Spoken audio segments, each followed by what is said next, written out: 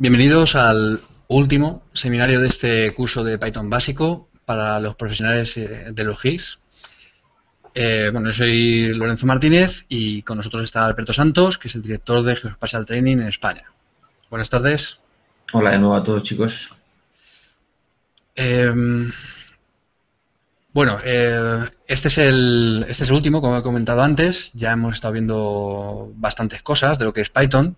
Creo que se está quedando un curso eh, completo, ¿vale? Para ser un curso básico, por supuesto.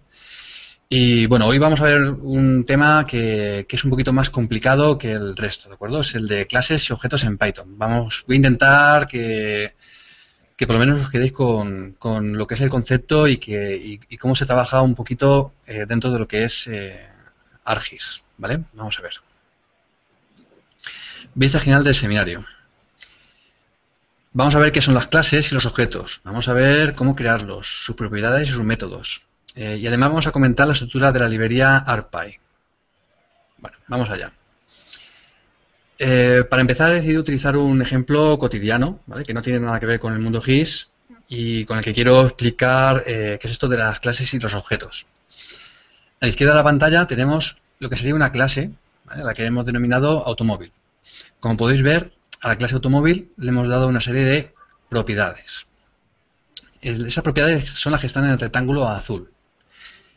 Como son, pues eso, la marca, potencia, etcétera. Y después también le hemos dado unas funcionalidades, ¿vale? Todo esto es muy sencillo, ¿vale? Por supuesto, un automóvil hace muchas más cosas que eso, pero hemos puesto dos solamente, que serían correr y frenar, ¿vale? Lo que hay en el rectángulo naranja. Vale. Lo importante de las clases es el concepto de generalización y abstracción que conllevan. Es decir, se trata de un tipo de estructura de datos en la que no se especifica nada concreto, ¿vale? No se está diciendo qué marca es, ni qué potencia, ni qué gama. Todavía no hemos dicho nada, pero sí que sabemos que ese automóvil va a tener una marca, una potencia, una gama, unos asientos y que corre y frena, ¿vale? Pero se queda ahí. Bueno, ahora a la derecha podemos ver lo que es un objeto, ¿vale? Un objeto de la clase automóvil. En este caso se trata de un objeto coche, ¿vale? Lo hemos denominado así, con el que establecemos una estructura de datos mucho más específica, en la que sí que podemos trabajar más directamente. En otras palabras, cuando se programa con clases y objetos, lo primero es establecer una clase y después definir a partir de ella tantos objetos como se quiera. En muchas ocasiones las clases ya vendrán creadas por la librería con la que trabajemos. Por ejemplo, en ArcPy vamos a ver ahora cómo hay muchas clases, ¿vale? Con las que ya podremos trabajar. Y nosotros solo tendremos que hacer uso de ellas a través de los objetos, ¿vale? Bueno, en el mundo de la programación, los lenguajes más potentes suelen disponer de la posibilidad de trabajar con clases y objetos. Hay que tener en cuenta que cuanto más complicado es el problema que se pretende abordar, mayores y mejores han de ser los recursos que nos debe proveer el lenguaje. Pues Python admite lo que se denomina, en siglas POO, que son la programación orientada a objetos. Retomando el hilo de la diapositiva anterior, aquí comentamos que las clases son las plantillas para crear posteriormente los objetos. Todo objeto tiene sus propiedades, como era antes la marca o la potencia del coche. Y también tiene sus métodos, es decir, su funcionalidad, que es, pues en el caso anterior, pues era correr y frenar, ¿vale? Como acabamos de comentar, la mayoría de objetos que se utilizan en el mundo GIS vienen dados por librerías ya existentes que nos van a facilitar el camino, ¿vale? Y aquí tenemos un ejemplo de todo ello. Con el tiempo, si os dedicáis a programar con más asiduidad, pues es posible que terminéis creando vuestras propias clases, ¿vale? Bueno, la librería ArcPy dispone de un gran número de sublibrerías o módulos que nos permiten tener acceso a prácticamente cualquier funcionalidad de ArcGIS, ¿vale? Fijaros que está ArcPy, aquí hay una introducción y dentro de ArcPy, que es la librería principal que hay en ArcMap, tenemos las funciones, las clases y después hay 5 módulos, ¿vale? Después vamos a ver esos 5 módulos. Pero fijaros cómo ya empezamos a hablar de clases. Las clases, una vez abrimos esta carpetita, se nos abre todo esto. Aquí hay muchas clases y están diferenciadas, pues por funcionalidades, ¿de acuerdo? Aquí habla de cursores, de excepciones, geometría, campos, gráficos, etcétera. Si abrimos, por ejemplo, el de geometría, nos encontramos con esto, que estos sí que ya son clases. Con esto es con el que ya se puede trabajar directamente. Es decir, hay una clase que es Geometry, una clase que es Polygon, Point, etcétera. Y si entramos en la de general, pues aquí hay un poquito de todo, ¿no? Hay raster, array, extent, etcétera. ¿Vale? Pues además de esas clases que están directamente en la raíz de ARPy, tenemos estos módulos en los que en cada uno de ellos hay más clases. Por ejemplo, en el Data Access, en el módulo de acceso a datos, veis como hay una carpeta de clases que si la abriéramos, lo que pasa es que ya no me da espacio, si la abriéramos habría más clases para utilizar. En el módulo de mapping igual, fijaros como en todas ellas hay clases y funciones, clases y funciones, clases y funciones, ¿vale? Así que es importantísimo, ¿vale? Por lo menos tener una idea de qué son y de aprender a trabajar con ellas. Y sobre todo, tener la asiduidad de ir a la ayuda de ARMAP para encontrar estas clases y ver cómo trabajan y cuáles son sus métodos y cuáles son sus propiedades, ¿vale? Y la ayuda es muy importante.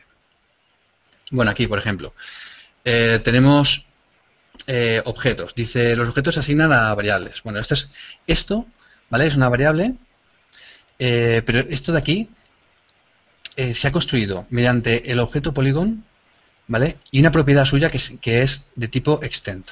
Mirad, este es el objeto, la clase Polygon.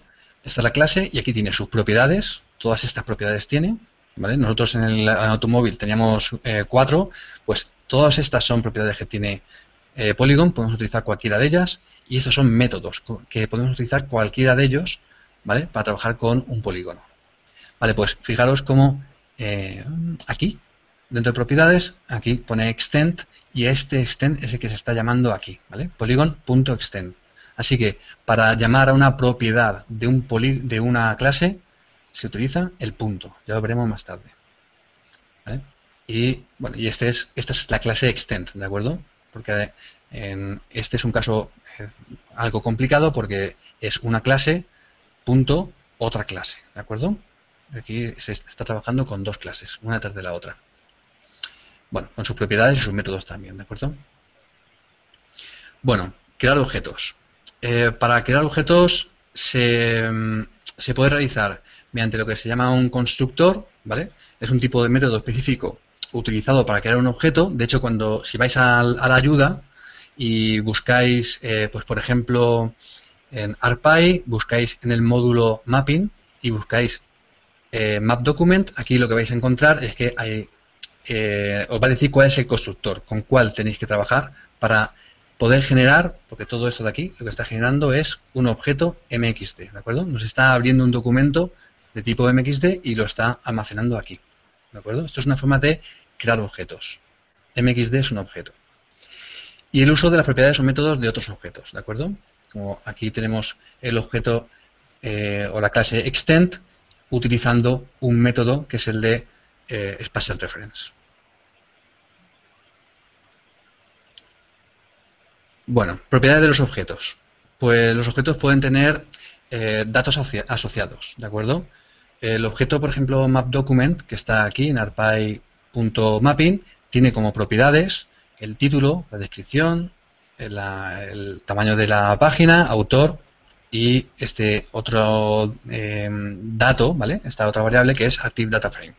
Así que, igual que en automóvil teníamos marca, potencia, etcétera, pues en este caso, este otro objeto que es más complicado, porque está dentro de la estructura de ARMAP, dentro de ARPy, dentro del módulo mapping, es este objeto que se llama mapDocument, ¿vale? Pero cada uno de ellos tiene sus propiedades y sus métodos.